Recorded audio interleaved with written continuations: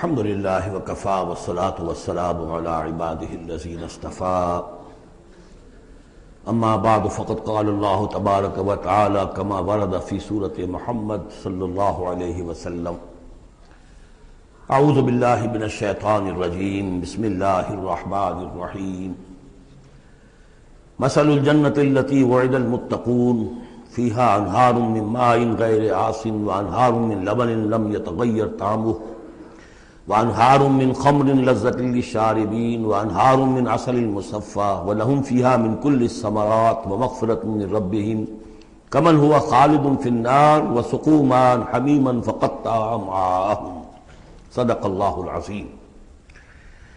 مثال اس جنت کی جس کا وعدہ کیا گیا ہے متقیوں سے، اس میں نہریں ہیں پانی کی جن میں کوئی بو نہیں، اور نہریں ہیں دودھ کی جس کا ذائقہ تبدیل نہیں ہوتا، وانہار من خمر، اور ایسی شراب کی نہریں کہ جو لذت والی ہے پینے والوں کے لیے، وانہار من عسل مصفى، اور نہریں ہیں ایسے شہد کی جس کو صاف کیا جا چکا ہو، جھاگ اتارا جا چکا ہو، وَلَهُمْ فِيهَا مِنْ كُلِّ الثَّمَرَاتِ، اور پھر مزید برآں ان کے لیے ہوں گے وہاں تمام میوے، تمام پھل، وَمَغْفِرَةٌ مِّن رَبِّكُمْ، اور مغفرت ہوگی ان کے رب کی طرف سے۔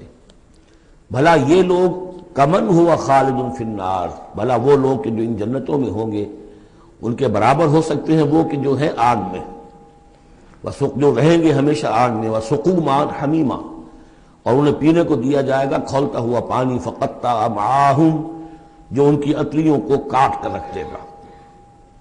وَمِنْهُمْ مَنْ يَسْتَمِعُ إِلَيْكَ، اب یہاں سے جو اصل مضمون اس سورہ مبارکہ کا ہے، جو میں پہلے عرض کر چکا ہوں کہ قتال سے جو طبیعت اب گھبرا رہی تھی کچھ لوگوں کی، خاص طور پر جن کے دلوں میں رعب تھا، منافقت تھی، ان کی کیفیت ہے جو اس سورہ مبارکہ میں بڑی تفصیل سے آئے گی۔ وَمِنْهُمْ مَنْ يَسْتَمِعُ إِلَيْكَ، ان میں سے کچھ لوگ ایسے بھی ہیں جو اے نبی آپ کی بات بڑی توجہ سے سنتے ہیں، حتیٰ اذا خرجوا من عندک، یہاں تک کہ جب وہ آپ کے پاس سے نکل کر باہر جاتے ہیں، قالوا للذین اوتوا العلم ماذا قال آنفا، تو وہ کہتے ہیں ان کو کہ جنہیں علم دیا گیا، کیا کہا انہوں نے، اب یہ نئی بات آج کیا کہہ دی انہوں نے۔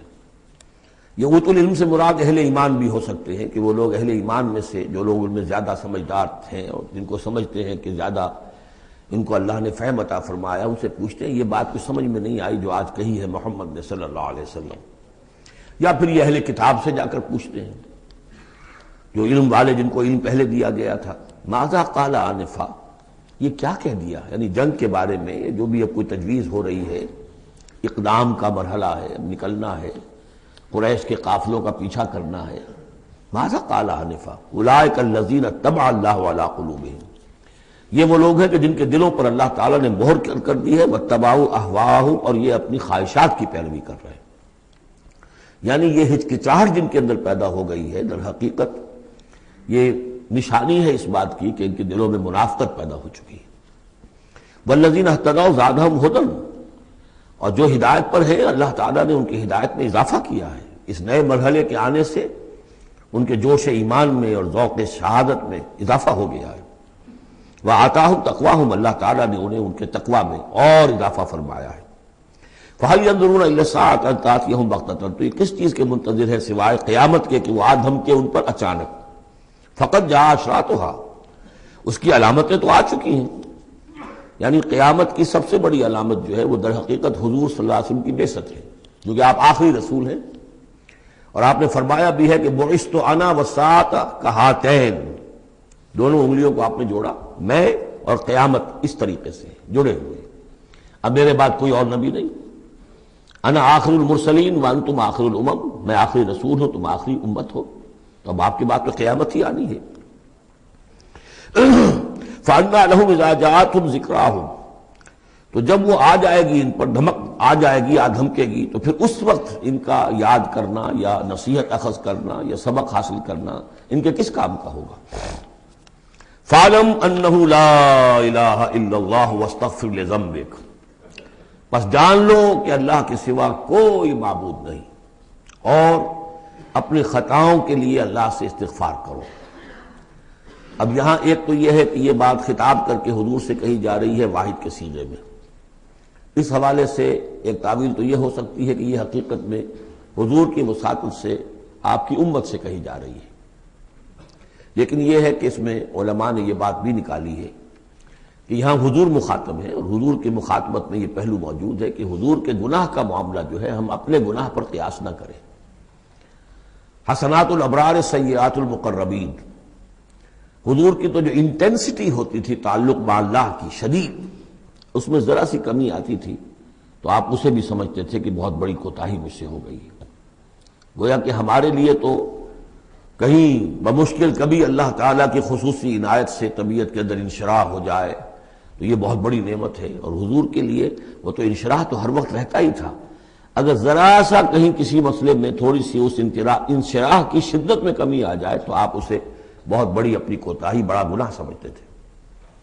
ویسے میری ایک ذاتی رائے بھی ہے، وہ میں اگلی صورت میں آ کر اس بات کو پورے طور سے واضح کروں گا کہ یہاں حضور کی خطا سے مراد یہ ہے کہ جو بھی اس جد و جہد میں کہیں کوئی کوتاہی رہ گئی ہے، اور وہ کوتاہی اگر دوسرے مسلمانوں سے ہوئی ہے، تب بھی جیسا کہ آپ کو معلوم ہے کہ جنگ اگرچہ سب مل کر لڑتے ہیں، سپاہی بھی لڑتا ہے، لیکن یہ کہ صحرا بنتا ہے تو جو کمانڈر ہوتا ہے، سپہ سالار ہوتا ہے، فتح اس کے کھاتے میں جاتی ہے۔ اسی طریقے سے شکست ہو جائے تو شکست کا جو کلنک کا ٹیکا ہے وہ بھی ظاہر بات ہے کہ سپہ سالار کے ماتھے پر لگے گا، چاہے اس میں غلطی کسی اور کی ہو جائے۔ اس اعتبار سے اگر کہیں کسی سے کوئی کوتاہی ہوئی ہے تو گویا کہ وہ حضور صلی اللہ علیہ وسلم کی جد و جہد ہونے کے اعتبار سے کہ آپ ہی کی قیادت میں ہو رہی ہے، تو اس جد و جہد کے اندر کہیں کوئی کوتاہی یا کمی جو ہے اس کا ذکر ہو رہا ہے۔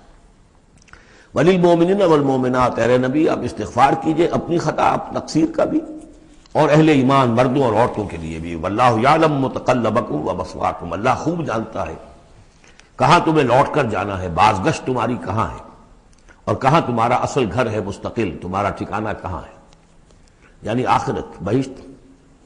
وَيَقُولُ الَّذِينَ آمَنُوا لَوْلَا نُزِّلَتْ سُورَةٌ، اور کہتے ہیں یہ لوگ جو ایمان کے دعوے دار ہیں کیوں نہیں کوئی سورت نازل ہوئی۔ یہ بہت اہم آیت ہے اس سورت کی، کہ اصل میں حضور نے جب وہ چھوٹی چھوٹی مہمیں بھیجنی شروع کر دی تھی، اس وقت تک کوئی ایسی صحیح آیت جب اللہ کے راستے میں نکلو اور قتال کرو شاید نازل نہیں ہوئی۔ اذن کے درجے میں تو بات آ گئی کہ سورہ حج کے اندر آیت نازل ہو گئی تھی، لیکن سورہ حج کو بھی بعض حضرات چونکہ مدنی سمجھتے ہیں تو ہو سکتا ہے وہ بھی اس کے بعد نازل ہوئی ہو، اگر وہ رائے صحیح ہو۔ باقی سورہ بقرہ کے اندر جو آیات آئی ہیں وہ بھی یہ ہے کہ جب وہ تم سے جنگ کریں، قاتلوا فی سبیل اللہ الذین یقاتلونکم، اور بظاہر ہجرت کے بعد ابتدا ابھی مکے والوں کی طرف سے نہیں ہوئی تھی، انیشیٹو حضور نے لیا ہے، چھوٹے چھوٹے دستے آپ نے بھیجنے شروع کر دیے، ان کا گھیراؤ گویا کہ آپ کر رہے ہیں۔ ایک تو پولیٹیکل آئسولیشن آف قریش، کہ جہاں بھی آپ گئے 4 مہموں میں تو آپ خود بھی تشریف لے گئے، 8 مہمات ہیں کل بدر سے پہلے، جن میں سے 4 میں آپ نے بھی شرکت فرمائی، اس لیے وہ غزوات کہلاتے ہیں۔ عام ہمارا خیال ہے کہ پہلا غزوہ جو ہے غزوہ بدر ہے، اس سے پہلے 8 ہیں مہمات، جن میں سے 4 سرایا ہیں جن میں حضور تشریف نہیں لے گئے، مسلمانوں کو آپ نے بھیجا، اور 4 غزوات ہیں۔ جہاں آپ گئے وہاں جا کر آپ نے وہاں کے قبیلے سے، اس علاقے میں جو قبیلہ آباد تھا اس سے آپ نے صلح کر لی۔ اب یا تو وہ پہلے حلیف تھا قریش کا، اب حلیف بن گیا وہ حضور کا صلی اللہ علیہ وسلم، یا یہ کہ نیوٹرل بن گیا، اس نے کہا کہ نہ ہم آپ کی مدد کریں گے قریش کے خلاف، نہ قریش کی مدد کریں گے آپ کے خلاف۔ نتیجہ یہ ہوا کہ پولیٹیکل جو انفلوئنس تھا، zone of influence, political influence Quraysh کا وہ کم ہو رہا ہے۔ پھر آپ نے قافلوں کا پیچھا کیا تو اس سے اندازہ ہوا کہ اب ان کی لائف لائن جو ہے، ان کی تو شہرت تھی وہ، اس کے اوپر آپ نے ہاتھ ڈالا۔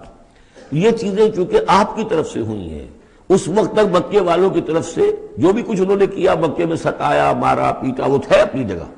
ہجرت کے بعد ان کی طرف سے کوئی اقدام نہیں ہوا۔ اس پر یہ لوگ جو تھے، جو ذرا اس جنگ وغیرہ سے اور اس معاملے سے ابھر رہے تھے، تو ان کو ایک دلیل ملی ہوئی تھی، وہ کہتے تھے لولا نزلت سورۃ، کیوں نہیں کوئی سورت نازل ہو جاتی۔ یہ تو محمد صلی اللہ علیہ وسلم نے خود ہی اپنا ایک سلسلہ شروع کر دیا ہے اپنی ذاتی رائے سے۔ ان کا خیال ہوگا جیسے کوئی مہم جو انسان ہوتا ہے، تو شاید اسی طریقے سے اب یہ جو ہے مہم جو انسان بن گئے۔ لولا نزلت سورۃ فاذا انزلت سورۃ محکمۃ، پھر جب ایک محکم سورت نازل کر دی گئی، وذکر فیہا القتال، اور اس میں قتال کا حکم آ گیا۔ رأیت الذین فی قلوبہم مرض، تو اب تم دیکھو گے ان لوگوں کو کہ جن کے دلوں میں روگ ہے، ینظرون الیک نظر المغشی علیہ من الموت، اب آپ کی طرف ایسے دیکھیں گے جیسے وہ شخص دیکھتا ہے جس پر موت کی غشی طاری ہو رہی ہوتی ہے۔ دلیل ان کی ختم ہو گئی۔ اب وہ کہتے تھے کہ آیت اترے، کو قرآن نازل ہو جس سے معلوم ہو کہ اب قتال ہے، یہ اللہ کا حکم ہے۔ اسی لیے اسی آیت میں جو لفظ قتال آیا ہے، اسی کے حوالے سے اس سورت کا نام سورہ قتال بھی ہے۔ فَإِذَا أُنزِلَتْ سُورَةٌ مُحْكَمَةٌ وَذُكِرَ فِيهَا الْقِتَالُ رَأَيْتَ الَّذِينَ فِي قُلُوبِهِم مَرَضٌ يَنظُرُونَ إِلَيْكَ نَظَرَ الْمَغْشِيِّ عَلَيْهِ مِنَ الْمَوْتِ فَأَوْلَىٰ لَهُمْ، تو افسوس ہے ان پر، بربادی ہے ان کے لیے۔ طاعۃ وقول معروف، دیکھو ایمان لائے ہو، ایمان کا دعویٰ کر رہے ہو تو اطاعت لازم ہے تم پر، طاعۃ وقول معروف، ہاں کوئی مشورہ دینا ہے، بھلی بات کہنی ہے، کوئی حرج نہیں ہے، مشورہ دے سکتے ہو، اچھی بات کہہ سکتے ہو، لیکن اطاعت کرنی پڑے گی۔ فَإِذَا عَزَمَ الْأَمْرُ، مشورے کے بعد جب فیصلہ ہو جائے، ایک بات طے ہو جائے، فَلَوْ صَدَقُوا اللَّهَ لَكَانَ خَيْرًا لَهُمْ، تو اب اگر انہوں نے جو وعدہ اللہ سے کیا ہوا تھا اور جو میثاق ایمان ان کا ہے اس کو اگر یہ سچا کریں گے، ثابت ہوں گے سچے، تبھی ان کی خیریت ہے، تبھی ان کے لیے بہتری ہے۔ فَهَلْ عَصَيْتُمْ إِن تَوَلَّيْتُمْ أَن تُفْسِدُوا فِي الْأَرْضِ وَتُقَطِّعُوا أَرْحَامَكُمْ، اس آیت کے دو ترجمے کیے گئے ہیں۔ پہلے میں وہ ترجمہ کر رہا ہوں کہ جو شیخ الہند کا بھی ہے اور مجھے اسی سے اتفاق ہے، کہ تم ذرا سوچو، اگر جس حال میں اس وقت تم ہو، اگر تمہیں حکومت مل جائے، تم والی بن جاؤ، تمہیں یہاں اقتدار مل جائے اس جزیرہ نما عرب میں، تو تمہاری ابھی چونکہ پوری تربیت نہیں ہوئی ہے، خاص طور پر ظاہر بات ہے کہ جو انصار مدینہ تھے ابھی ایمان لائے تھے، ان کی تربیت تو نہیں ہوئی، ان میں ایک بڑی تعداد ایسے لوگوں کی بھی شامل تھی، آپ کو معلوم ہے کہ جو منافق تھے، آخر غزوہ احد میں 1/3 نفری جو ہے وہ نکل کر چلی گئی تھی، تو معلوم ہوا کہ اس میں اتنی بڑی تعداد میں منافق بھی تھے۔ اگر اس حال میں تمہیں کہیں حکومت مل جائے تو تم کیا کرو گے؟ تفسدوا فی الارض، زمین میں فساد مچاؤ گے، وتقطعوا ارحامکم، اور اپنے رحمی رشتے کاٹو گے۔ یہ بات سمجھنی چاہیے ان جماعتوں کو بھی کہ جو چاہے اپنے دارشت میں دین کے لیے اقتدار حاصل کرنا چاہتی ہیں، کہ ہم دین کو قائم کرنے کے لیے چاہتے ہیں کہ ہمارا غلبہ ہو، لیکن یہ کہ اگر وہ اپنے کارکنوں کی تربیت پر زور نہیں دیں گے، ان میں خلوص اور اخلاص اور للہیت، خالص اللہ کے لیے جو کرنا ہے اللہ کے لیے اور دین کے احکام کے مطابق، اگر ان جماعتوں کے کارکن جو ہیں وہ اس کی پوری تربیت یافتہ نہیں ہوں گے، تو ہو سکتا ہے کہ بجائے اگر انہیں کہیں اختیار مل جائے تو بجائے کہ اصلاح کے اور فساد ہو جائے۔ اور پہلا فساد تو اس اعتبار سے کہ بہرحال وہ لوگ فاسق اور فاجر تھے، انہوں نے جو فساد مچایا سو مچایا، لیکن اگر دین کے نام پر کہیں فساد مچ جائے تو پھر دین بدنام ہو جائے گا۔ یہ ہے مضمون کہ جو یہاں اس آیت میں آیا ہے کہ ابھی تمہیں امتحانوں میں سے گزرنا پڑے گا، بھٹیوں میں سے نکلو گے تب تم ذرے خالص بنو گے اور کندن بنو گے۔ ایک ترجمہ یہ کیا گیا ہے ان تولیتم، مطلب اگر تم منہ موڑ لو گے، قتال نہیں کرو گے، تو اس کا نتیجہ یہ نکلے گا کہ زمین میں فساد ہوگا اور تم اپنے رحمی رشتے قطع کرو گے۔ لیکن میرے نزدیک پہلا مضمون، یہ ترجمہ میں آپ کو پڑھ کر سنا رہا ہوں، شیخ الہند کا ہے۔ پھر تم سے یہ بھی توقع ہے کہ اگر تم کو حکومت مل جائے تو خرابی ڈالو ملک میں اور قطع کرو اپنی قرابتیں، مجھے اسی سے اتفاق ہے۔ اولئک الذین لعنہم اللہ فاصمہم واعمی ابصارہم، یہ وہ لوگ ہیں کہ جن پر اللہ تعالیٰ نے لعنت کی ہے اور انہیں بہرا بھی کر دیا ہے اور ان کی نگاہوں کو اندھا کر دیا ہے۔ افلا یتدبرون القرآن ام علی قلوب اقفالها، کیا یہ قرآن پر تدبر نہیں کرتے؟ قرآن پر تدبر کریں، اس کے بین السطور بھی تو پڑھیں۔ غلبہ دین کی جد و جہد میں یہ سارے مراحل آنے والے ہیں، یہ تو ان سے پہلے کہہ دیا گیا تھا، سورہ عنکبوت میں آ چکا تھا۔ احسب الناس ان یترکوا ان یقولوا آمنا وهم لا یفتنون، کیا لوگوں نے یہ سمجھا تھا کہ صرف یہ کہنے سے کہ ہم ایمان لائے انہیں چھوڑ دیا جائے گا اور بخش دیا جائے گا اور انہیں آزمایا نہیں جائے گا؟ وَلَقَدْ فَتَنَّا الَّذِينَ مِن قَبْلِهِمْ فَلَيَعْلَمَنَّ اللَّهُ الَّذِينَ صَدَقُوا وَلَيَعْلَمَنَّ الْكَاذِبِينَ، ہم نے تو ہمیشہ جو بھی ان سے پہلے تھے ان کو بھی آزمایا ہے، اور اللہ تو صاف کھول دے گا، واضح کر دے گا کہ کون حقیقت میں سچے مومن ہیں اور کون جھوٹ موٹ کے مومن بنے ہوئے ہیں۔ اور اسی صورت میں آگے بھی آ گیا فَلَيَعْلَمَنَّ اللَّهُ الَّذِينَ آمَنُوا وَلَيَعْلَمَنَّ الْمُنَافِقِينَ، اللہ تو بالکل دودھ کا دودھ پانی کا پانی جدا کر دے گا کہ اللہ تعالیٰ کھول دے گا کہ کون واقعی مومن اور کون منافق ہے۔ تو کیا یہ لوگ قرآن پر تدبر نہیں کرتے یا ان کے دلوں پر قفل پڑ چکے ہیں؟ ان الذین ارتدوا علی ادبارہم من بعد ما تبین لہم الہدی، یقیناً وہ لوگ جو اپنی پیٹھوں کے بل مڑ جائیں گے اس کے بعد کہ ان پر ہدایت واضح ہو چکی ہو۔ الشیطان سول لہم، شیطان نے در حقیقت ان کے لیے یہ مرحلہ ارتداد کا اور پیچھے مڑ جانے کا آسان کر دیا ہے۔ وَأَمْلَى لَهُمْ، اور ان کو بڑی طول عمل کے اندر پھنسا دیا ہے، لمبے لمبے ان کی امیدیں ہیں دنیا کے اندر. ظاہر بات ہے دنیا میں بڑے بڑے نقشے بنا رکھے ہیں، تو اب یہ میدان جنگ میں جاتے ہوئے تو انسان کترائے گا. ذَلِكَ بِأَنَّهُمْ قَالُوا لِلَّذِينَ كَرِهُوا مَا نَزَلَ اللَّهُ سَنُطِيعُكُمْ فِي بَعْضِ الْأَمْرِ، یہ اس لیے ہے کہ انہوں نے کہا ان لوگوں سے جنہیں ناپسند ہے وہ شے جو اللہ نے نازل کی. اللہ نے قرآن نازل کیا، یہ ناپسند کس کو تھا؟ قریش کو تھا، کفار کو اور یہود کو. تو یہ لوگ یہ ایمان تو لے آئے تھے، لیکن یہ کہ ان کے اندر وہ روگ تھا، دلوں میں وہ مرض تھا، وہ نفاق کی بیماری جڑ پکڑ چکی تھی. وہ یہ کہتے تھے ذالک بانہم قالوا للذین کرہوا ما نزل اللہ، جن لوگوں کو یہ اللہ کے اتاری ہوئی کتاب اور اللہ کے اتارے ہوئے احکام پسند نہیں آتے، ان سے جا کر ان کا سنطیعکم فی بعض الامر، کہ دیکھیے ہم اگرچہ ایمان تو لے آئے ہیں، وہ محمد کی بات تو ہمیں ماننی ہے، لیکن ہم آپ کی بھی اطاعت جاری رکھیں گے، کچھ چیزوں کے اندر آپ کی بات پر ہم عمل کریں گے، آپ کا حکم مانیں گے. آپ یہ نہ سمجھیے کہ ہم نے آپ سے اپنا رشتہ بالکل توڑ لیا. منافق اسی کو کہتے ہیں کہ جس نے دونوں کے ساتھ جوڑا رکھنے کی اپنے آپ کو کوشش کی. مذبذبین بین ذلک لا الہ ہؤلاء ولا الہ ہؤلاء، ان کے پاس جاتے تو کہتے ہیں، اہل ایمان کے پاس آتے تو کہتے ہیں ہم ایمان لے آمنا، وَإِذَا خَلَوْا إِلَىٰ شَيَاطِینِهِمْ قَالُوا إِنَّا مَعَكُمْ إِنَّمَا كَانُوا نَسْتَهْزِئُونَ إِنَّمَا نَحْنُ مُسْتَهْزِئُونَ وَاللَّهُ يَعْلَمُ إِسْرَارَهُمْ، اور اللہ تعالیٰ کو خوب معلوم ہے جو کچھ کی یہ خفیہ باتیں کرتے ہیں جا کر. فَكَيْفَ إِذَا تَوَفَّتْهُمُ الْمَلَائِكَةُ يَضْرِبُونَ وُجُوهَهُمْ وَأَدْبَارَهُمْ، تو کیا حال ہوگا ان کا جب کہ ان کی جانیں قبض کریں گے فرشتے، ان کے چہروں پر ضرب لگاتے ہوئے اور ان کی پیٹھوں کے اوپر ضرب لگاتے ہوئے. ذَلِكَ بِأَنَّهُمُ اتَّبَعُوا مَا أَسْخَطَ اللَّهُ، یہ اس لیے کہ انہوں نے پیروی اس چیز کی جو اللہ کو ناپسند ہے. وَكَرِهُوا رِضْوَانَهُ، اور ناپسند کیا انہوں نے اللہ کی رضا کو. فَأَحْبَطَ أَعْمَالَهُمْ، تو اللہ نے ان کے سارے اعمال اکارت کر دیے، حبط کر دیے. یعنی اب تک انہوں نے حضور کے پیچھے نمازیں جو پڑھی ہیں اور جو بھی کوئی نیکیاں کی ہیں، اب جب مرحلہ آ گیا ہے قتال کا اور یہ جی چرا رہے ہیں، تو گویا کہ وہ سارے ان کے اب تک کے جو اعمال ہیں وہ حبط ہو جائیں گے.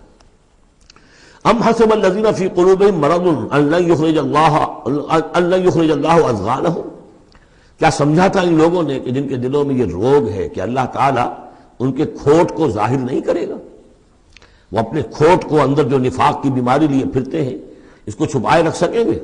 انہوں نے یہ سمجھا تھا. اللہ تعالیٰ نے تو اسے واضح کرنا تھا. فَلَيَعْلَمَنَّ اللَّهُ الَّذِينَ آمَنُوا وَلَيَعْلَمَنَّ الْمُنَافِقِينَ. تو ام حسب الذین فی قلوبہم مرض ان لن یخرج اللہ اضغانہم، انہوں نے سمجھا تھا کہ اللہ تعالیٰ ان کے کھوٹ کو، دلوں کے کھوٹ کو علم نشرہ نہیں کر دے گا. وَلَوْ نَشَاءُ لَأَرَيْنَاكَهُمْ، اور اگر ہم چاہیں تو اے نبی آپ کو دکھا دیں کہ یہ ہیں وہ لوگ. فَلَعَرَفْتَهُمْ بِسِیمَاهُمْ، آپ ان کے چہروں سے انہیں خود ہی پہچان لیں گے. ظاہر بات ہے کہ ایک صادق الایمان شخص کا چہرہ اور ایک منافق کا چہرہ، انسان کے قلب کی کیفیت جو ہوتی ہے وہ تو چہرے کے اوپر جو ہے، face is the index of mind, ذہنی کیفیت جو ہے، قلب کی کیفیت جو ہے چہرے پر ہوتی ہے. فَلَعَرَفْتَهُمْ، تو آپ پہچان ہی چکے ہیں انہیں ان کے چہروں سے. وَلَتَعْرِفَنَّهُمْ فِي لَحْنِ الْقَوْلِ، اور مزید آپ پہچان لیں گے انہیں ان کی گفتگو کے ڈھب سے، انداز سے. گفتگو میں بھی ظاہر بات ہے کچھ چاپلوسی کریں گے، کچھ ہیر پھیر ڈالیں گے. ایک مخلص آدمی کی گفتگو اور ایک اس طرح کے شخص کی گفتگو، زمین و آسمان کا فرق ہوتا ہے. واللہ یعلم اعمالکم، اللہ تمہارے اعمال کو خوب جانتا ہے. وَلَنَبْلُوَنَّکُمْ حَتَّى نَعْلَمَ الْمُجَاہِدِينَ مِنکُمْ وَالصَّابِرِينَ، اور ہم تو لازماً آزمائیں گے تمہیں، یہاں تک کہ ہم، ترجمہ تو ہوگا ہم معلوم کر لیں، ہمیں علم ہو جائے. لیکن چونکہ اہل سنت کا عقیدہ یہ کہ اللہ کا علم تو قدیم ہے، تو یہاں ہم اس کی ترجمانی کرتے ہوئے کہتے ہیں ہم ظاہر کر دیں گے اس کو، تاکہ سب کے علم میں آ جائے، سب دیکھ لیں. ہم آزمائیں گے تمہیں یہاں تک کہ سب دیکھ لیں کہ مجاہدین کون ہیں تم میں سے. حتی نعلم المجاہدین منکم والصابرین، اور وہ جو صبر کرنے والے ہیں. وَنَبْلُوَ أَخْبَارَكُمْ، اور ہم تمہارے سارے حالات کی پوری طریقے سے تحقیق کر لیں. یہ تقریباً سمجھیے کہ وہ آیت جو آئی تھی سورہ بقرہ میں، وَلَنَبْلُوَنَّكُمْ بِشَيْءٍ مِّنَ الْخَوْفِ وَالْجُوعِ وَنَقْصٍ مِّنَ الْأَمْوَالِ وَالْأَنفُسِ وَالثَّمَرَاتِ. ابھی وہاں چونکہ قتال کا حکم نہیں آیا تھا، اس لیے وہاں پر ابھی جنگ کا تذکرہ نہیں تھا. یہ تو تھا کہ ہم تمہیں آزمائیں گے بھوک سے اور جانی اور مال کے نقصان سے اور ثمرات کے ضیاع سے. لیکن یہاں اسی آیت کو ایکسٹینشن سمجھیے، وَلَنَبْلُوَنَّكُمْ حَتَّى نَعْلَمَ الْمُجَاهِدِينَ مِنكُمْ وَالصَّابِرِينَ، تاکہ ہم دیکھ لیں کون ہیں وہ جو واقعتاً جہاد کرنے والے ہیں، صبر کرنے والے ہیں، اور ان کی پوری طرح جانچ پرکھ کر لیں. ان الذين كفروا وصدوا عن سبيل الله وشاقوا الرسول من بعد ما تبين له الهدى لن يضروا الله شيئا، یقیناً وہ لوگ جنہوں نے کفر کیا اور جو روکتے رہے لوگوں کو بھی اللہ کے راستے سے اور اللہ کی اور اس کے رسول کی مخالفت میں سرگرم رہے، زدہ میں پڑ گئے، من بعد ما تبین لهم الهدى، اس کے بعد کہ ان کے لیے ہدایت واضح ہو چکی تھی، لن يضروا الله شيئا، وہ اللہ کا کچھ نہیں بگاڑ سکیں گے، وسيحبط اعمالهم، اللہ تعالیٰ ان کے اعمال کو بھی حبط کر دے گا۔ یعنی پہلے ذکر تھا منافقین کا، اب یہاں کفار مکہ کا ذکر ہے۔ ان کے اعمال کیا تھے؟ وہی حاجیوں کی خدمت کرتے تھے۔ اجعلتم سقایۃ الحاج وعمارۃ المسجد الحرام کمن آمن باللہ والیوم الآخر، اور یہ کہ بہرحال اور بھی کچھ دے، کسی نے کھانا کھلا دیا، کسی کو کچھ اور کر دیا، اور پھر یہ کہ جو کچھ انہوں نے جد و جہد کی ہے، انہوں نے بھی مال خرچ کیے ہیں، جنگیں کی ہیں۔ بدر میں آئے تھے تب بھی تو بہت سے لوگوں نے کفار نے انفاق کیا تھا، تبھی تو ساز و سامان تیار ہوا تھا، 900 اونٹ لے کر نکلے تھے، روزانہ ایک دن 10 ایک دن 9 اونٹ تو ذبح ہو رہے تھے وہ فوج کو جو کھانا کھلانے کے لیے، تو آخر لوگوں نے کنٹریبیوٹ کیا تھا، تو یہ سارے اعمال ان کے اکارت چلے گئے۔ یا ایھا الذین آمنوا اطیعوا اللہ واطیعوا الرسول ولا تبطلوا اعمالکم، اے اہل ایمان اللہ کی اطاعت کرو اور اس کے رسول کی اطاعت کرو، لا تبطلوا اعمال، اپنے اعمال ضائع نہ کرا بیٹھنا۔ یعنی اب تک اگر تم نے کچھ اعمال کیے ہیں، کوئی محنت بھی کی ہے، کچھ انفاق بھی کیا ہے، کچھ اور جد و جہد کی ہے، لیکن اب جو یہ مرحلہ نیا آ گیا ہے، اس کو یوں سمجھیے اب امر حال یہ ہے، اللہ کا اس کے رسول کا جس وقت جو حکم ہے اس وقت اس کو ماننا ہوگا۔ اب حکم یہ ہے، لہذا اگر اس میں تم نے کہیں پیٹھ دکھا دی تو تم اپنے سارے سابقہ اعمال کو باطل کرا لو گے۔ ان الذین کفروا وصدوا عن سبیل اللہ ثم ماتوا وهم کفار فلن یغفر اللہ لهم، یقیناً وہ لوگ کہ جنہوں نے کفر کیا اور اللہ کے راستے سے وہ روکتے رہے اور یا رکے رہے، یہ دونوں جیسے میں نے عرض کیا کہ صدا یا صدو جو ہے یہ فعل لازم بھی ہے، فعل متعدی بھی ہے۔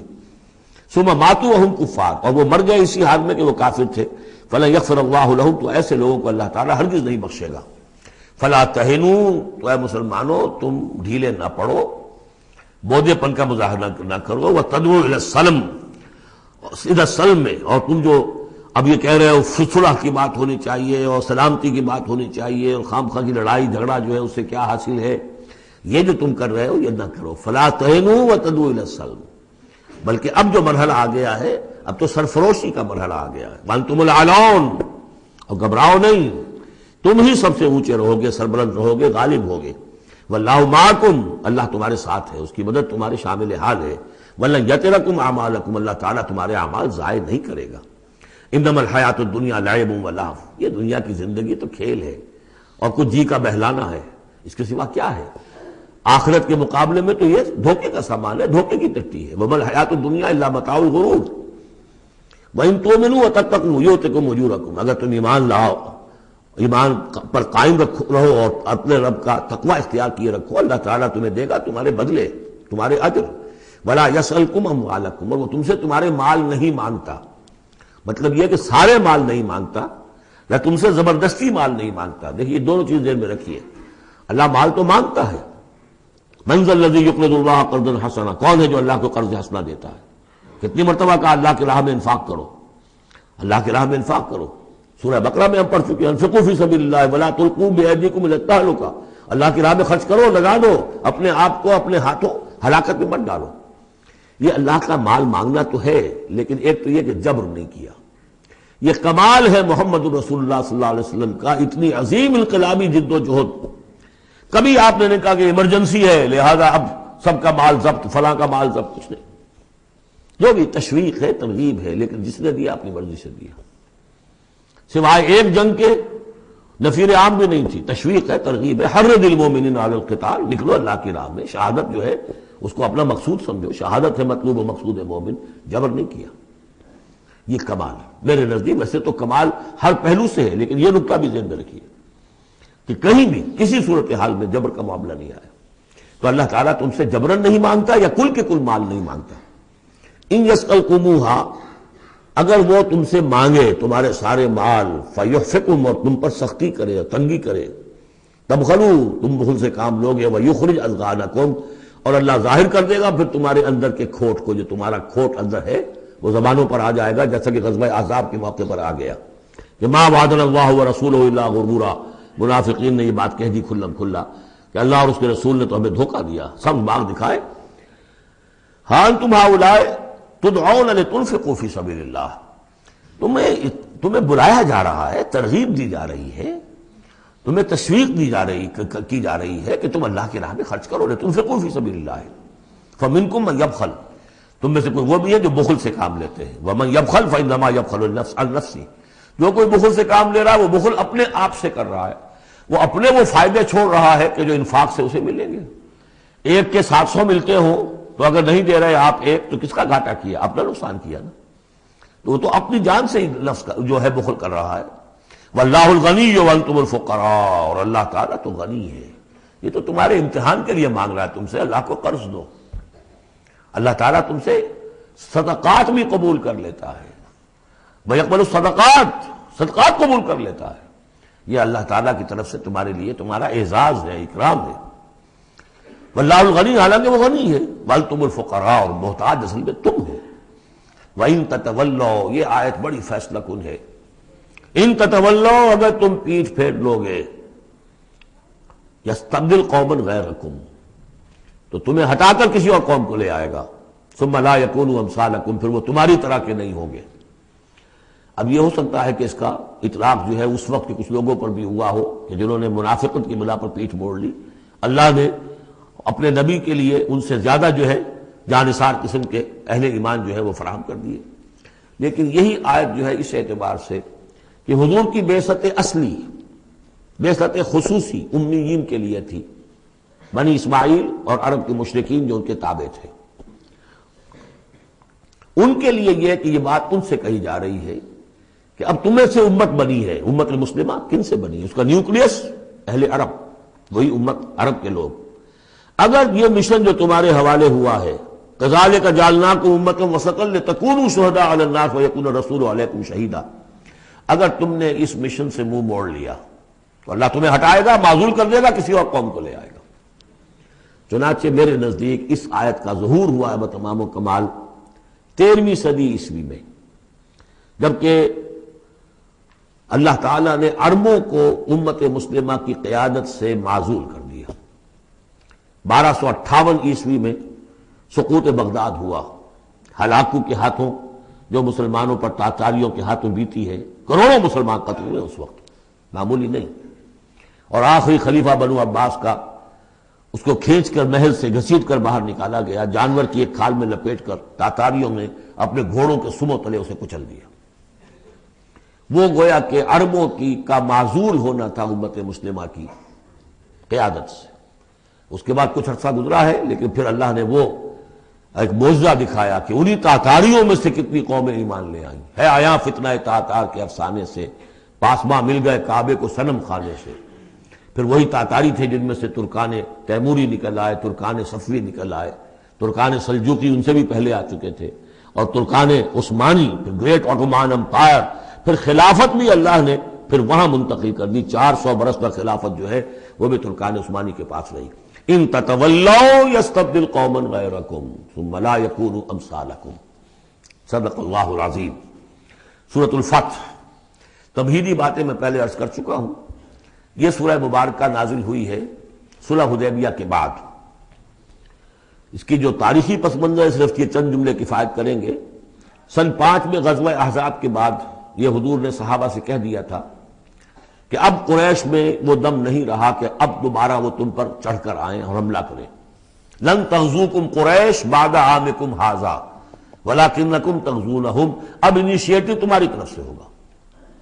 وہ انیشیٹو حضور نے لیا ہے سن 6 میں۔ آپ نے عمرے کا احرام باندھا، اور آپ کے ساتھ 1400، عام طور پر زیادہ بیان ہوتا ہے لیکن بعض روایات میں 1800 صحابہ احرام باندھ کر چلے کہ ہم عمرہ کرنے جا رہے ہیں۔ یہ گویا کہ ایک ٹیسٹ تھا کہ اب قریش کرتے کیا ہے۔ آپ احرام کے لیے اپنی منزل بہ منزل کرتے ہوئے پہنچ گئے حدیبیہ تک، وہی جگہ جہاں پر کہ پھر صلح ہوئی۔ ادھر قریش کے لیے جو ہے ان کی جان پر بن گئی۔ پہلی بات تو یہ کہ ان کی روایات کے خلاف تھا کہ کوئی آئے عمرے کی نیت سے اور ان کو روک دے، یہ عرب کی روایت نہیں تھی۔ دوسرا یہ کہ اب اگر آنے دیتے ہیں اور مسلمان دنگناتے ہوئے آئیں اس شہر کے اندر عمرہ کریں تو گویا کہ ان کی شکست ہو گئی۔ تو وہاں پر جو بھی ہوا تفصیلات کا تو موقع نہیں ہے۔ ایک طرف تو وہ تلے ہوئے تھے کہ جنگ کریں گے، اور جب حضرت عثمان کو حضور نے بھیجا ہے کچھ سلسلہ جنبانی کے لیے وہاں ان کو روک لیا گیا، خبر مشہور ہو گئی کہ انہیں شہید کر دیا گیا۔ پھر حضور نے بیعت لی، وہ بیعت علی الموت کہلاتی ہے، بیعت علی لا نفر یا بیعت علی الموت، اور اس کا نام ہے بیعت رضوان۔ ایک درخت کے نیچے آپ تشریف فرما ہوئے اور سب نے آ کر آپ سے بیعت کی کہ اب یہاں جانیں دے دیں گے اپنی، سب ہم یہاں پر مرنے کے لیے تیار ہیں، جانیں قربان کر دیں گے، یہاں سے واپس نہیں جائیں گے۔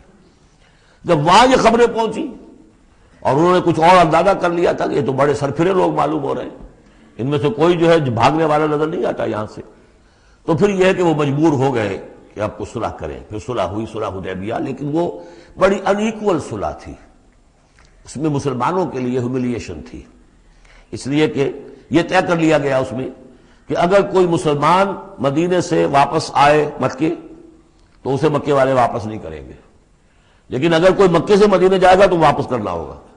اور وہاں پر ہو بھی گیا، ابو جندل صحابی تھے جن کو کہ اسی نے، جو کہ وہاں سے صلح کے لیے گفت و شریف کرنے کے لیے آیا تھا، سہیل بن عمرو، اس کا ہی بیٹا، عین اس وقت وہ پہنچ گیا، لیکن صلح کے وہ کاغذات لکھے جا چکے تھے، اس نے معاملہ بچایا، مسلمانوں مجھے پھر قصائیوں کے حوالے کر رہے۔ حضور نے فرمایا کہ اب ابو جندل تم صبر کرو، جو وعدہ ہم کر چکے ہیں اس کی پابندی کرنی ہے۔ بہرحال اس کو حضور نے، اگرچہ صحابہ تو اس درجے دلگیر تھے کہ ہم یہ دم کر صلح کیوں کر رہے ہیں، حضرت عمر رضی اللہ تعالیٰ عنہ سے تو بہرحال یہ بھی کہہ دیجئے کہ زیادہ قرب جو انہیں حاصل تھا حضور سے، اس کی بنا پر ان کی یہ ہمت ہو گئی کہ آپ نے وہ سوال جواب بھی کر لیا جس پر آپ پھر ساری عمر پچھتاتے رہے۔ کہ آپ نے پوچھا کہ کیا ہم حق پر نہیں ہیں؟ حضور نے فرمایا ہاں ہم حق پر ہیں۔ کیا آپ اللہ کے رسول نہیں ہیں؟ آپ نے مسکرا کر جواب دیا ہاں میں اللہ کا رسول ہوں۔ تو پھر ہم یہ کیوں دم کر صلح کر رہے ہیں؟ آپ نے فرمایا کہ میں وہی کر رہا ہوں جو اللہ نے مجھے حکم دیا۔ بس اتنی سی بات تھی جس پر ساری عمر پچھتائے۔ لیکن یہ بات حضرت علی نے بھی کر دی اس درجے میں کہ جب وہ صلح نامہ لکھا گیا، حضور ڈکٹیٹ کرا رہے تھے، حضرت علی کاتب تھے، لکھ رہے تھے، تو اب حضور نے فرمایا یہ صلح نامہ ہے، لکھو محمد رسول اللہ اور قریش کے مابین۔ وہ سہیل بن عمرو نے اعتراض کر دیا کہ نہیں، یہ اگر ہم اس میں لکھیں گے ظاہر بات ہے صلح نامے پر تو دونوں فریقوں کے دستخط ہوتے ہیں، تو میں دستخط کروں گا تو میں تو آپ کو اللہ کا رسول نہیں مانتا، ورنہ اس عبارت کی روح سے جب اس کے نیچے میرا بھی دستخط آئیں گے تو گویا میں نے مان لیا۔ تو حضور نے اس پر بھی مسکرا کر کہا کہ تم مانو نہ مانو میں اللہ کا رسول ہوں، لیکن اے علی مٹا دو یہ رسول اللہ کے لفظ، مٹا دو وہاں سے، لکھ دو یہ معاہدہ ہے محمد ابن عبداللہ اور قریش کے مابین۔ حضرت علی نے کہا کہ حضور یہ میں نہیں کر سکتا، میں اپنے ہاتھ سے آپ کے نام کے ساتھ لکھے ہوئے الفاظ، اب دیکھیے اگرچہ حکم تو یہ ہے کہ الامر فوق الادب، لیکن یہ کہ یہ جو بھی کچھ ہوا ہے تو یہ ہوا غیرت دینی، حمیت دینی کی وجہ سے۔ حضرت علی نے بھی کیا، حضرت عمر نے بھی کیا، دونوں کے طرز عمل میں کوئی فرق نہیں۔ لیکن بہرحال اس کے بعد جو ہے صلح ہوئی ہے، اور مسلمانوں کے دل اگرچہ اس پہ بہت ہی رنجیدہ تھے، اور یہ بات بھی بڑی عجیب تھی کہ وہی احرام کھول دیے گئے، وہی قربانی کے جانور جو ہیں، تو اب اس پر جو ہے یہ آیت سورت اتری ہے، اور پہلا لفظ یہ ہے انا فتحنا لک فتحا مبینا، مسلمانوں کی دلجوئی کے لیے کہ تم جسے سمجھ رہے ہو کہ دب کر صلح کی ہے، حقیقت حال کے اعتبار سے تو ہے محمد ہم نے آپ کو بڑی روشن فتح عطا فرمائی۔ آج ہم اسے انٹرپریٹ کر سکتے ہیں روشن فتح کس اعتبار سے کہ ٹریٹی کے معنی یہ ہے کہ مصالحت یا صلح ہوتی ہے دو فریقوں کے درمیان جو ایک دوسرے کو ریکگنائز کریں۔ اس کا مطلب یہ ہے کہ قریش نے ریکگنائز کر لیا that Muhammad is a power to reckon with، اور یہ بہت بڑی بات ہے، قریش نے تسلیم کیا، اور تسلیم کرنا جو ہے یہ اللہ تعالیٰ کی طرف سے فتح عظیم ہے۔ انا فتحنا لك فتحا مبینا لیغفر لك اللہ ما تقدم من ذنبك وما تاخر۔ اب دیکھیے ذنب کا لفظ یہاں پر دوبارہ آ گیا تاکہ اللہ تعالیٰ بخش دے آپ کو جو پچھلے ہوئی آپ کی کوئی کوتاہیاں یا گناہ یا جو بعد میں ہوئی، وَيُتِمَّ نِعْمَتَهُ جو پیچھے رہے گناہ ان کو بھی بخش دے، وَيُتِمَّ نِعْمَتَهُ عَلَيْكَ اور تاکہ اللہ تعالیٰ اپنی نعمت کا اتمام فرما دے آپ پر، وَيَهْدِيَكَ صِرَاطًا مُسْتَقِيمًا اور آپ کو ہدایت دے سیدھے راہ کی طرف۔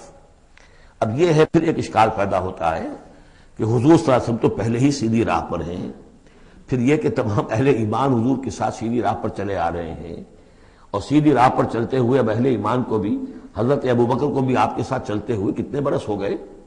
18 برس ہو گئے، تو اب ان کے معنی کیا ہو گئے؟ تو اس پہ بہت سی بحثیں ہیں، یہ تو اب میں تفصیل میں نہیں جا سکتا۔ میری توجہ وہی ہے جو میں اس سے پہلے سورہ محمد میں کر چکا ہوں ضم کی، کہ یہ جو جد و جہد ہوئی ہے اس میں اگر کہیں کوئی خامی کوتاہی کسی کی طرف سے ہوئی ہے، چاہے وہ کسی اور مسلمان کی طرف سے ہوئی ہے، صاحب ایمان کی طرف سے ہوئی ہے، غلطی ہوئی ہے، خطا ہوئی ہے، ان سب کی اب اللہ تعالیٰ تلافی فرما دے گا. یہ فتح مبین جو ہے وہ ان سب کو کور کر جائے گی. اور یہدیہ کا صراط مستقیم، اب آپ کی یہ جدوجہد بالکل سیدھے تیر کی طرح اپنے ہدف کی طرف بڑھے گی. اب اس میں کوئی جو ہے تزلزل نہیں ہوگا، بلکہ آپ کی یہ جدوجہد، اللہ کے دین کی اقامت کی جدوجہد اور اللہ کی حکومت قائم کرنے کی جدوجہد جو ہے سیدھی اپنے ہدف کی طرف بڑھتی چلی جائے گی. چنانچہ یتم نعمتہ، وہ تو ہم پڑھ چکے ہیں، الیوم اکملت لکم دینکم واتممت علیکم نعمتی ورضیت لکم الاسلام دینا. تو دین کا اتمام ایک تو اس شکل میں کہ قرآن میں دین مکمل ہو جائے، شریعت پوری ہو گئی، لیکن اس سے تکمیل نہیں ہوتی اس معنی میں جب تک اس کی ایک عملی ڈیمانسٹریشن بھی مکمل نہ ہو. عملی ڈیمانسٹریشن مکمل ہوتی ہے جب اللہ کی حکومت بالفعل قائم ہو جائے. تو اتمام نعمت جو ہے وہ صرف کتاب کے اندر اس شریعت کا پورا بیان ہو جانا اور نظام کا آ جانا، اس سے وہ اتمام بتمام و کمال نہیں ہوتا جب تک کہ اس کی ایک نشانی، اس کا ایک نمونہ جو ہے، اس کی ایک صورت لوگوں کے سامنے نہ آ جائے، آئیڈیل فارم اس کی جو ہے وہ سامنے نہ آ جائے، اس کا نمونہ سامنے آ جائے. تو اس کے لیے ضروری ہے کہ اب یہ جدوجہد آپ کی جو ہے سیدھی اب تیز رفتاری کے ساتھ اپنے اصل ہدف یعنی اظہار دین، لیظہرہ علی الدین کلہ. اور یہ آیت آ جائے گی اس سورہ مبارکہ کے آخر میں بھی کہ ہم نے بھیجا ہی آپ کو اے محمد اس لیے ہے کہ آپ اللہ کے دین کو غالب کریں. تو وہ اللہ کے دین کے غلبے کی جدوجہد اب تیر کی طرف سیدھی جائے گی. اللہ نے ساری اگلی پچھلی اگر کوئی اس میں کمیاں کوتاہیاں رہ گئی ہیں کسی کی طرف سے آپ کے ساتھیوں میں سے، ان سب کی تلافی کے لیے یہ فتح مبین آپ کو عطا کر دی. وَيَنْصُرَكَ اللَّهُ نَصْرًا عَزِيزًا، اور اللہ آپ کی مدد کرے گا ایسی مدد کہ جس کے لیے کوئی شکست نہ ہو، بڑی زبردست مدد. هُوَ الَّذِي أَنزَلَ السَّكِينَةَ فِي قُلُوبِ الْمُؤْمِنِينَ لِيَزْدَادُوا إِيمَانًا مَعَ إِيمَانِهِمْ، وہی ہے کہ جس نے اہل ایمان کے دلوں میں سکینت نازل کر دی تاکہ ان کے ایمان میں اور اضافہ ہو جائے، تاکہ وہ اور اضافہ کر لیں اپنے ایمان میں، جتنا ایمان ہے اس سے اور بڑھ کر. وَلِلَّهِ جُنُودُ السَّمَاوَاتِ وَالْأَرْضِ. اب ظاہر بات ہے کہ اس میں ایک تو کیفیت یہ تھی کہ جو انہیں سکون حاصل تھا کہ وہ تیار تھے سب اپنی جانیں دینے کے لیے، اس کے لیے بھی ایک سکون قلب کے اندر اللہ تعالیٰ نے ان کے پیدا کیا تھا، تبھی تو وہ اس کے لیے آمادہ ہوئے. پھر یہ کہ ان کے اندر نظم اور ضبط کا یہ عالم کہ کوئی ایک شخص بھی حق میں نہیں تھا کہ یہ صلح یہاں اس وقت ہو. لیکن محمد رسول اللہ، ان کی اطاعت، اس کا سب سے بڑا ٹیسٹ وہاں ہوا ہے. اور یہ بات جو میں کہہ رہا ہوں شاید بعض حضرات کو عجیب لگی، کوئی ایک شخص بھی نہیں تھا اس کے حق میں. اس کی دلیل کیا ہے؟ اس کی دلیل یہ ہے کہ جب حضور نے جب صلح ہو گئی مکمل، آپ نے فرمایا مسلمان اٹھو، احرام کھول دو اور یہی قربانیاں دے دو. کوئی نہیں اٹھا، ایک بھی نہیں اٹھا. دوسری مرتبہ کہا آپ نے اٹھو بھائی، اب ہو گیا بات، بس جو ہو گئی ہو گئی، اب یہی احرام کھول دو. کوئی نہیں اٹھا. تیسری دفعہ کوئی نہیں اٹھا. آپ دلگیر ہو کر، دل گرفتہ ہو کر اپنے خیمے میں چلے گئے. ام سلمہ رضی اللہ تعالیٰ عنہ ام المومنین آپ کے ساتھ تھی. ان سے جا کر کہا میں نے 3 مرتبہ مسلمانوں سے کہا ہے کہ اٹھو اور احرام کھول دو، کوئی نہیں اٹھ رہا. انہوں نے کہا، مشورہ دیا کہ آپ کسی سے کچھ نہ کہیں، اپنی زبان سے کچھ نہ کہیں، آپ اپنا احرام کھول دیے. بس آپ آئے باہر، آپ نے قربانی دی، احرام کھول دیا. اس پر اب سب اٹھ گئے. یعنی اصل میں وہ سب کے سب منتظر تھے کہ کیا حضور ہمارا امتحان لے رہے ہیں، یہ کوئی ٹیسٹ ہو رہا ہے، کیا ہو رہا ہے، یا حالت منتظر شاید کوئی نئی صورت پیدا ہو جائے، شاید حالات بدل جائیں. لیکن ان کے لیے یہ بڑی انہونی سی بات تھی کہ عمرے کی نیت کر کے ہم نے احرام باندھا ہوا، یہاں کیسے کھول دے رہا ہوں. لیکن بہرحال وہ صرف ایک توقف جو تھا وہ اسی درجے میں تھا کہ شاید کوئی نئی صورت پیدا ہو جائے. لیکن اس سے ظاہر ہو رہا ہے کہ سب کے دل جو ہیں وہ اس صلح کے حق میں نہیں تھے. وہ تو چاہ رہے تھے کہ اب ہمیں موقع ملے اور ہم یہاں جنگ ہو اور اللہ کے دین کو ہم غالب کریں. هو الذي انزل السكينة في قلوب المؤمنين ليزدادوا ایمانا مع ایمانهم ولله جنود السماوات والارض. اور تمام آسمانوں اور زمین کے لشکر تو اللہ ہی کے ہیں. وكان الله عليما حكيما، اللہ سب کو جاننے والا اور کمال حکمت والا ہے. ليدخل المؤمنين والمؤمنات جنات تجري من تحتها الانهار خالدين فيها، تاکہ وہ داخل کرے اہل ایمان مردوں اور عورتوں کو ان باغات میں جن کے دامن میں ندیاں بہتی ہوں گی، جن میں وہ ہمیشہ ہمیشہ رہیں گے. ويكفر عنهم سيئاتهم، اور دور کر دے ان سے ان کی برائیوں کو. وكان ذلك عند الله فوزا عظيما، اور یقیناً یہی شے ہے اللہ کے نزدیک بڑی کامیابی. ويعذب المنافقين والمنافقات والمشركين والمشركات الظانين بالله ظن السوء. یہ الفاظ بہت مشابہ ہیں سورہ احزاب کی آخری آیات کے، اور سورہ احزاب جو ہے آپ کو معلوم ہے سن 5 میں نازل ہوئی اور یہ سن 6 میں نازل ہو رہی ہے، تو زمانہ جو ہے قریب کا ہے۔ اور اللہ سزا دے اور عذاب دے منافق مردوں اور منافق عورتوں کو، اور مشرک مردوں اور مشرک عورتوں کو، کہ جو اللہ کے بارے میں بہت برے گمان رکھتے ہیں۔ علیہم دائرۃ السوء، اصل میں تو ان کے اوپر ہے مسلط برائی کا دائرہ۔ وغضب اللہ علیہم، اور اللہ غضبناک ہوا ہے ان پر۔ ولعنہم، اللہ نے ان پر لعنت فرمائی ہے۔ وعد لہم جہنم، اور ان کے لیے تیار کیا ہوا جہنم کو، وساعت مصیرا، اور وہ بہت بری جگہ ہے لوٹنے کی۔ وللہ جنود السماوات والارض، آسمان اور زمین کے لشکر کل کے کل اللہ ہی کے اختیار میں ہے۔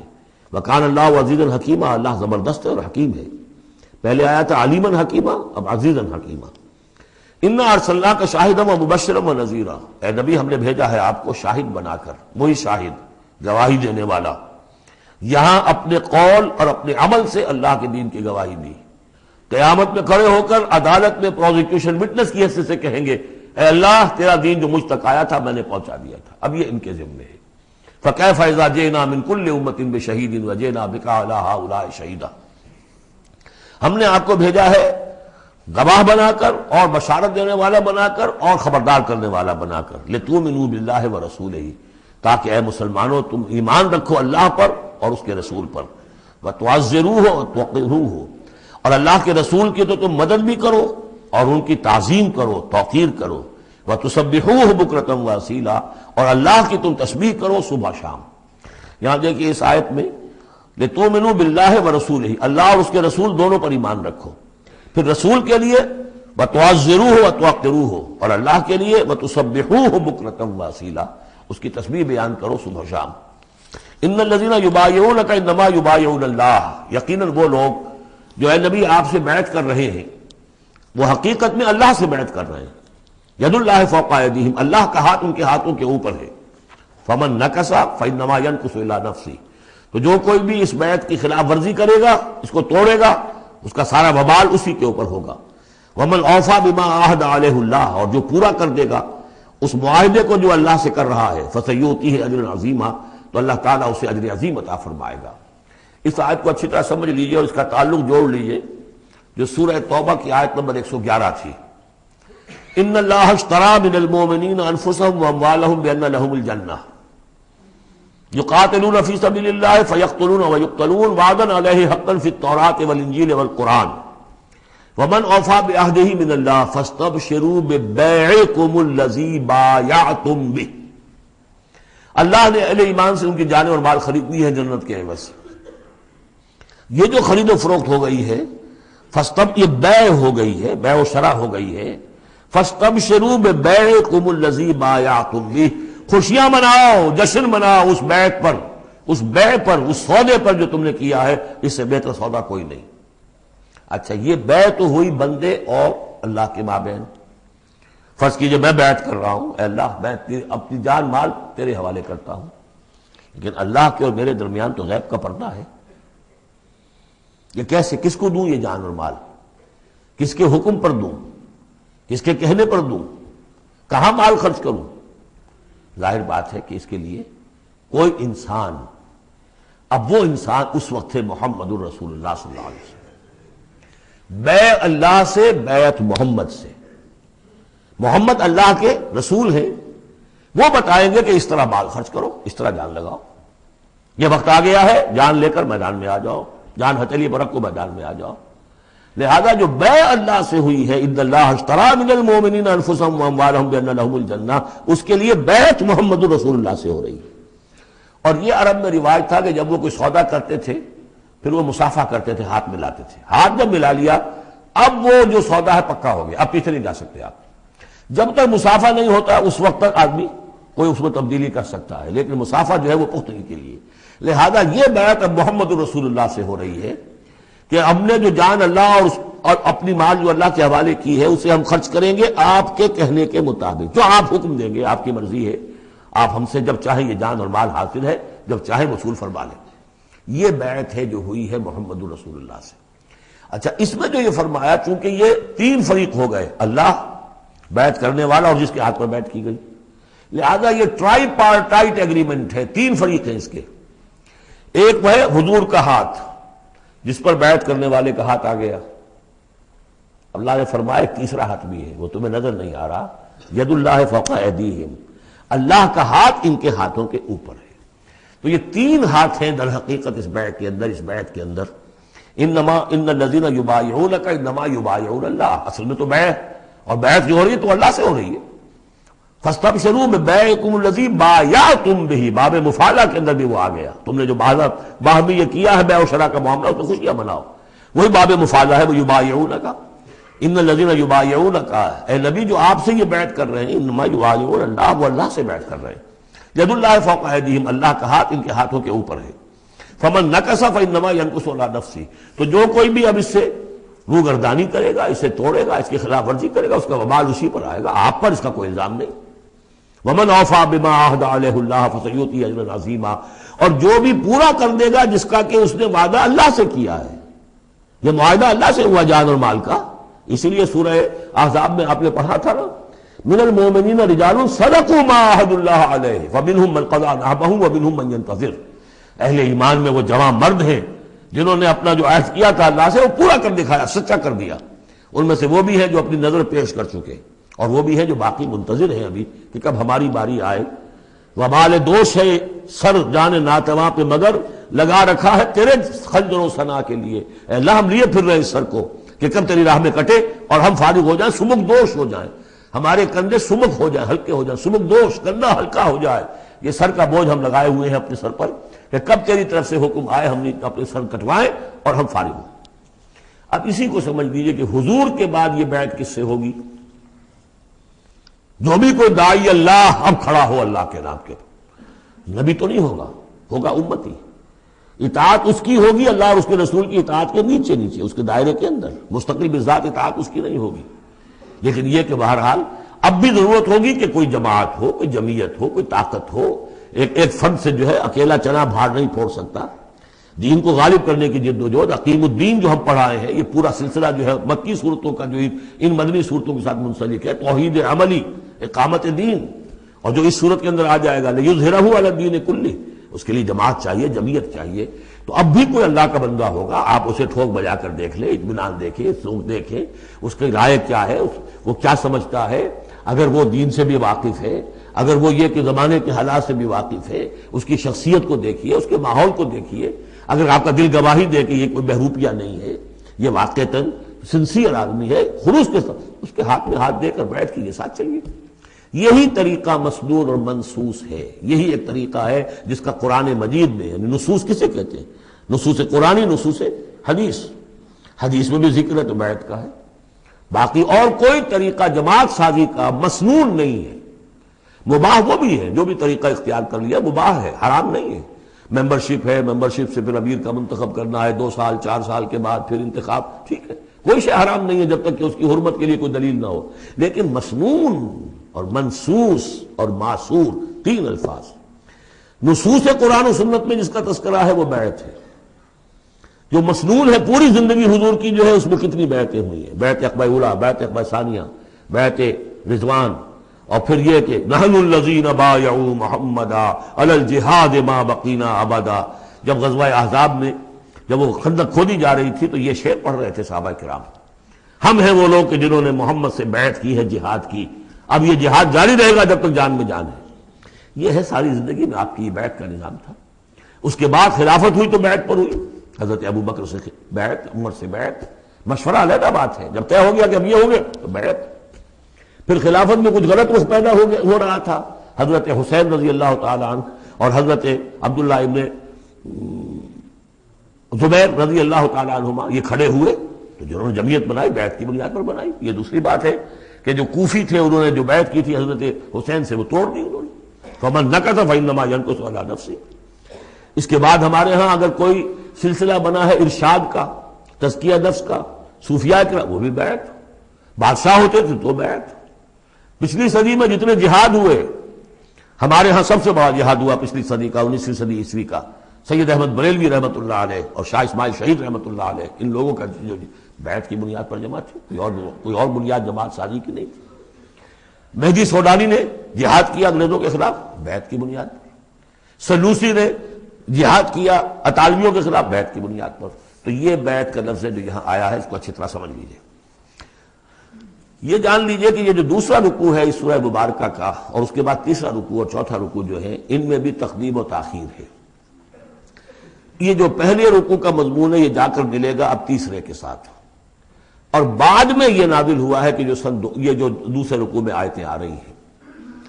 سَيَقُولُ لَكَ الْمُخَلَّفُونَ مِنَ الْأَعْرَابِ شَغَلَتْنَا أَمْوَالُنَا وَأَهْلُونَا، جب حضور واپس پہنچ گئے اور یہ غزوہ جو بیعت رضوان ہو گئی اور پھر صلح حدیبیہ ہو گئی، پھر آپ واپس پہنچے تو جاتے ہوئے گویا کہ ان سے کہا جا رہا ہے حضور سے، جیسے کہ غزوہ تبوک سے واپسی پر جو آیات نازل ہوئی وہ ہم سورہ توبہ میں پڑھ چکے ہیں۔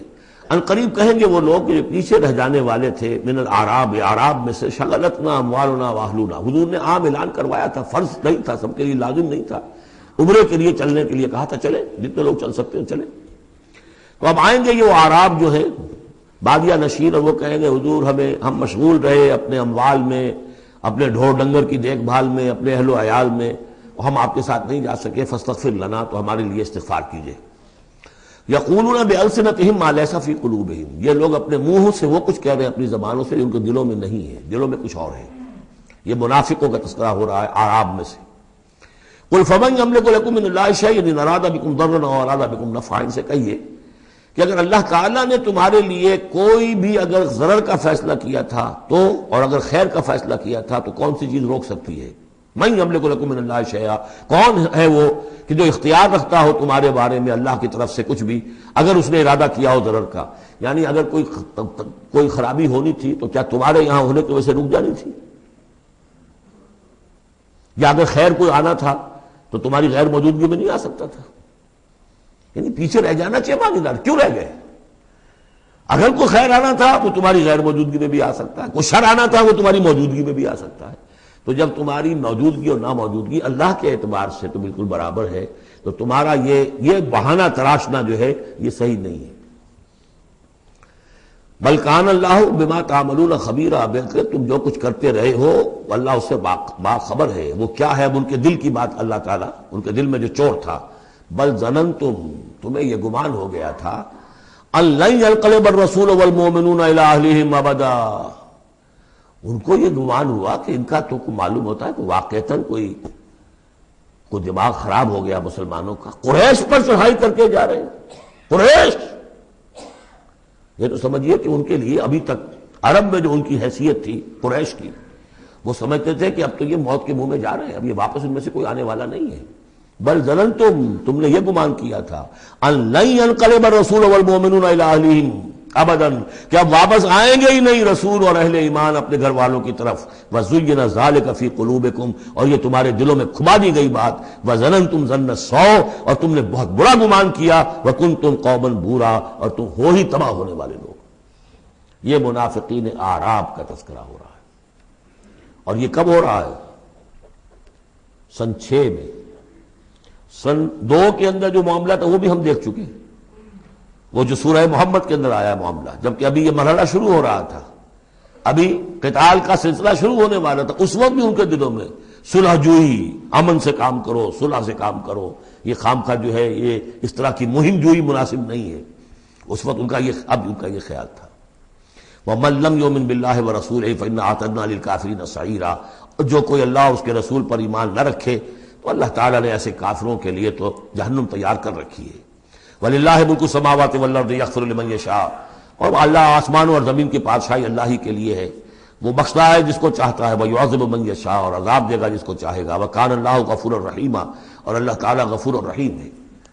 سَيَقُولُ الْمُخَلَّفُونَ إِذَا انطَلَقْتُمْ إِلَىٰ مَغَانِمَ لِتَأْخُذُوهَا، اب یہ نوٹ کر لیجئے تاریخی اعتبار سے کہ اس کے فوراً بعد جو ہے اگلے ہی سال حضور نے، اب جب کہ قریش سے صلح ہو گئی تو آپ یکسو ہو گئے، ادھر سے کوئی حملہ اب نہیں ہوگا، تو آپ نے اپنی پوری طاقت لے کر خیبر پر حملہ کیا، جو گڑھ بن گیا تھا یہودیوں کا، جو بنو قینقاع اور بنو نذیر نکالے گئے تھے، جا کے وہیں آباد ہو گئے تھے، پہلے سے بھی وہاں پر وہ بڑا گڑھ تھا، ان کے بڑے قلعے تھے، بڑے یعنی فورٹیفائڈ، اور وہاں پر سارا وہ اب حضور نے ان کی جو ہے سرکوبی کی۔ جب حضور خیبر کی طرف جا رہے تھے، اب ان کا ہم بھی چلتے ہیں آپ کے ساتھ، اس لیے انہیں یقین تھا کہ فتح ہوگی اور مال غنیمت آئے گا۔ سَيَقُولُ الْمُخَلَّفُونَ إِذَا انطَلَقْتُمْ إِلَىٰ مَغَانِمَ، اور اے مسلمانوں جب تم اب جاؤ گے غنیمت حاصل کرنے کے لیے، یعنی اب جو غزوہ خیبر کی طرف جب پیش قدمی کرو گے، تو یہی لوگ جو پہلے پیچھے رہ گئے تھے وہ یہ کہیں گے ضرور نتبعکم، ہم بھی آپ کے ساتھ چلیں، اجازت دیجیے۔ یریدون ان یبدلوا کلام اللہ، یہ اللہ کے کلام کو بدل دینا چاہتے ہیں۔ وہ اللہ کا کلام اگلے رکوع میں آ رہا ہے کہ ان کے بارے میں طے کر دیا گیا تھا کہ جو لوگ اس صلح حدیبیہ کے موقع پر نہیں گئے ہیں ساتھ حضور کے، اب ان کو کسی بھی دوسری نیکسٹ جنگ کے اندر شمولیت کی اجازت نہیں ہوگی۔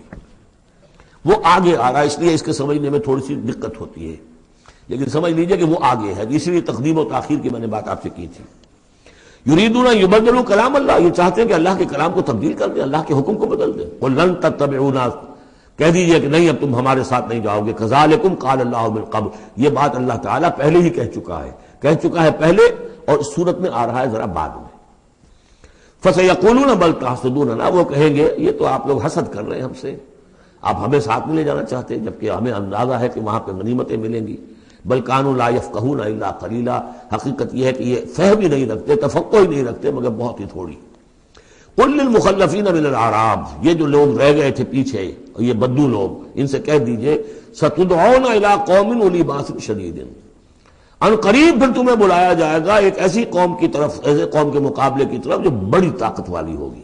تو قاتلونہم او یسلمون، یا تم ان سے قتال کرو گے یا وہ مسلمان ہوں گے اور یا وہ اطاعت قبول کریں گے۔ اس سے ہے اشارہ در حقیقت جو نیا سلسلہ جنگوں کا اب شروع ہونے والا تھا، اور وہ تھا سلطنت روما کے خلاف غزوہ موطا۔ اب اندرون ملک عرب کا معاملہ جو تھا وہ ختم ہوا، اب تو اصل جو معاملہ پیش آنا ہے وہ انقلاب محمدی کا بین الاقوامی مرحلہ ہے، تصدیر الانقلاب، انقلاب کو اب آگے ایکسپورٹ کرنا ہے۔ اور اب ٹکراؤ ہونے والا ہے جس کی پیشگی خبر دی جا رہی ہے سلطنت روما کے ساتھ، جہاں سٹینڈنگ آرمیز تھی لاکھوں کی، جو رومن لیجنز مشہور ہیں تاریخ کے اندر، غرق آہن اور ٹرینڈ۔ تو تمہیں بلایا جائے گا اس وقت، پھر تمہیں ایک موقع دے دیا جائے گا، ستدعون الی قوم اولی باس شدید تقاتلونہم او یسلمون۔ اور یہ اصل میں تین چیزیں آ گئی وہی کہ اب جو بھی اس عرب سے باہر جو معاملہ ہوا ہے، یا تو وہ اسلام لے آئے یا وہ اطاعت قبول کر لیں، یہ دونوں یسلمون میں شکلیں ہو جائیں گی، اطاعت قبول کر لیں گے اسلام لے آئے یا پھر جنگ ہوگی۔ فَإِن تُطِيعُوا يُؤْتِكُمُ اللَّهُ أَجْرًا حَسَنًا، اگر اس وقت تم اطاعت کرو گے اللہ کے رسول کی، ان کے ساتھ جاؤ گے تو اللہ تعالیٰ جو ہے تمہیں اجر حسنہ دے گا۔ وَإِن تَتَوَلَّوْا كَمَا تَوَلَّيْتُم مِّن قَبْلُ، اور اگر تمہیں اسی طرح پیٹھ دکھا دی جیسے کہ پہلے پیٹھ دکھائی تھی، يُعَذِّبْكُمْ عَذَابًا عَلِيمًا، تو اللہ تعالیٰ عذاب علیم دے گا تمہیں۔ لَيْسَ عَلَى الْأَعْمَىٰ حَرَجٌ، ہاں اگر کوئی اندھا ہے تو اس پر کوئی الزام نہیں ہے، کوئی تنگی نہیں ہے، وہ اگر نہیں گیا کوئی بات نہیں۔ وَلَا عَلَى الْأَعْرَجِ حَرَجٌ، نہ کوئی لنگڑا ہے تو اس کے لیے بھی نہیں ہے۔ وَلَا عَلَى الْمَرِيضِ حَرَجٌ، اسی طریقے سے کوئی بیمار ہے تو اس پر بھی کوئی اس کی باس پرس نہیں ہے۔ وَمَن يُطِعِ اللَّهَ وَرَسُولَهُ يُدْخِلْهُ جَنَّاتٍ تَجْرِي مِن تَحْتِهَا الْأَنْهَارُ، اور جو اللہ تعالیٰ اور اس کے رسول کی اطاعت کرے گا اللہ تعالیٰ اس کو داخل کرے گا ان باغات میں جن کے دامن میں ندیاں بہتی ہوں گی۔ وَمَن يَتَوَلَّى، اور جو کوئی پلٹ جائے، پیٹھ موڑ لے، يُعَذِّبْهُ عَذَابًا عَلِيمًا، اللہ تعالیٰ اسے عذاب علیم، دردناک عذاب دے گا۔ اب اس کے بعد یہ پہلے رکوع والا مضمون جو بیعت کا مضمون چل رہا تھا، وہی بیعت کا مضمون اب آگے یہاں چل رہا ہے۔ یہ بیچ والا جو ہے دوسرے رکوع کا مضمون، یہ اس کے بعد کا تھا، پہلے آ گیا۔ وہاں جو فرمایا تھا کہ ان الذین یبایعونک انما یبایعون اللہ، اب آگے چلیے، لقد رضی اللہ عن المؤمنین اذ یبایعونک تحت الشجرہ، اللہ راضی ہو گیا ان اہل ایمان سے جو آپ سے بیعت کر رہے تھے درخت کے نیچے۔ فعلم ما فی قلوبہم، تو اللہ تعالیٰ کے علم میں ہے جو کچھ ان کے دلوں میں تھا، اور اس وقت ذوق شہادت اور جوش جہاد تھا، ابھی وہ صلح کی بات تو ہوئی نہیں، وہ تو بیعت کر کے ہونے کی بات ہوئی ہے۔ فانزل السکینۃ علیہم، اللہ نے ان پر سکینت، سکون، اطمینان نازل کر دیا۔ واصابہم فتحا قریبا، اور انہیں فتح دے دی بہت قریب، وہ فتح قریب وہی ہے، انا فتحنا لک فتحا مبینا، اس صلح کو کہا گیا کہ فوری طور پر انہیں فتح مل گئی۔ ومغانم کثیرۃ یاخذونھا، اور بہت سی غنیمتیں ہیں جو وہ اور جو لیں گے، حاصل کریں گے۔ وکان اللہ عزیزا حکیما، اور اللہ تعالیٰ زبردست ہے، حکمت والا۔ وعدکم اللہ مغانم کثیرۃ تاخذونھا، اے مسلمانوں اللہ کا تم سے وعدہ ہے بہت سی غنیمتیں تمہیں ملیں گی۔ فعجل لکم ہذہ، تو یہ تو تمہیں نقد دے دی ہے، فوری طور پر دے دی ہے یہ فتح جو تمہیں مل گئی ہے۔ وکف ایدی الناس عنکم، اور اللہ تعالیٰ نے روک لیا لوگوں کے ہاتھوں کو تم سے، لتکون آیۃ للمؤمنین، تاکہ یہ اہل ایمان کے لیے ایک نشانی بن جائے۔ وَيَهْدِيَكُمْ صِرَاطًا مُسْتَقِيمًا، اور اللہ تعالیٰ تمہاری رہنمائی فرمائے سیدھے راستے کی طرف، یعنی اب تمہاری جد و جہد جو ہے وہ تیر کی طرح سیدھی کامیابی کے آخری مراحل تک پہنچ جائے۔ بارک اللہ لی ولکم فی القرآن العظیم ونفعنی وإیاکم بالآیات والذکر الحکیم۔